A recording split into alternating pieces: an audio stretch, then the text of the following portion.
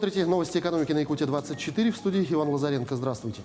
Россия готовится к строительству второго газопровода в Китай, хотя все спорные вопросы с Пекином по нему еще не решены. Технико-экономический анализ проекта «Сила Сибири-2» уже утвержден. Газопровод пройдет с Ямала на юго-восток страны, к границе России, а дальше через транзитную страну Монголию, где он будет называться «Союз-Восток». В Китае к этому проекту относятся настороженно. Ранее Пекин неоднократно подчеркивал, что больше заинтересован в строительстве газопровода с Сахалином, который называют «Сила Сибири-3». Мотивы китайцев понятны. Все дело в цене газа, которая сильно зависит от протяженности трубы. У «Силы Сибири-2» она составит более 2000 километров, а «Силы Сибири-3» менее 1000. Китай, в первую очередь, важна цена на газ. Она зависит от транспортного плеча, которое в случае «Силы Сибири-3» значительно меньше, отмечают эксперты. Минтруд доработал законопроект, вносящий изменения в Трудовой кодекс в части совершенствования электронного документооборота. Предлагается закрепить право работодателя составлять электронные трудовые договоры с сотрудниками.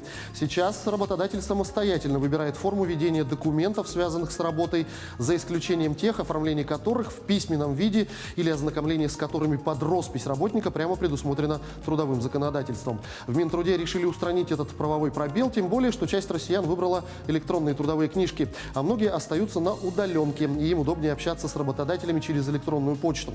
Поэтому законопроект закрепляет возможности и механизмы ведения и использования документов, связанных с работой, в электронном виде без дублирования на бумажном носителе.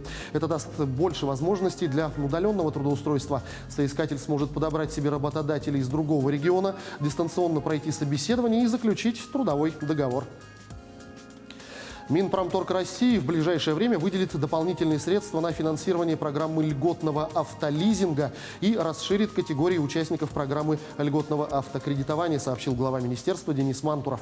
Он отметил, что Минпромторг завершает внесение в правительство новой программы, предусматривающей предоставление льготных займов производителям автокомпонентов под 1% годовых с возможностью возврата половины займа после начала выпуска продукции. Льготные же автокредиты сейчас выдаются по программам «Первый автомобиль» и «Семейный автомобиль». Позволяют получить скидку от 10 до 25% на первый взнос при покупке нового автомобиля российского производства стоимостью до 1,5 миллиона рублей. Летом прошлого года Минпромторг расширил их параметры. Теперь купить машину по льготному кредиту могут работники государственных медицинских учреждений, семьи с одним ребенком и граждане, сдавшие свои автомобили старше 6 лет по программе «Трейд-ин». За сутки после решения Оперштаба России ограничить перелеты в Турцию, авиабилеты на черноморские курорты Краснодар, Симферополь, Анапу стали искать на 30% чаще.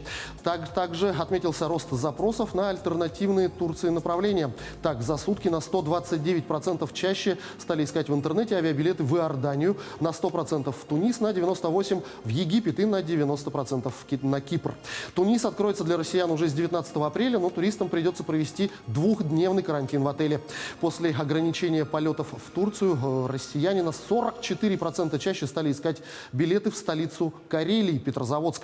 Также отмечается рост интереса к Симферополю на 40%, Сочи на 39%, Геленджику на 36% и Горно-Алтайску на 26%.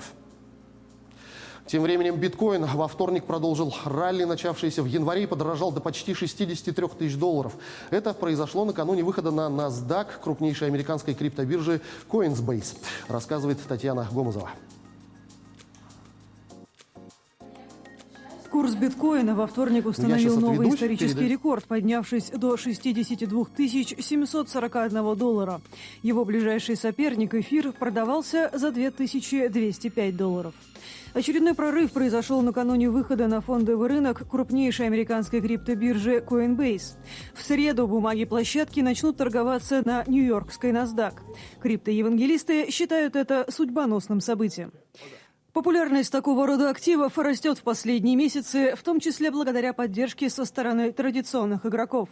В частности, глава Tesla Илон Маск заявил, что готов принимать биткоины в качестве оплаты за электромобили. А компании MasterCard и Visa сообщили о разработке продуктов для работы с некоторыми криптовалютами. Курс подогревают и инвесторы, ищущие высокодоходные активы. В то же время аналитики напоминают о высоких рисках вложений в криптовалюты. Сразу несколько фондовых менеджеров, опрошенных Bank of America и Deutsche Bank, назвали биткоин пузырем, который может в любой момент лопнуть.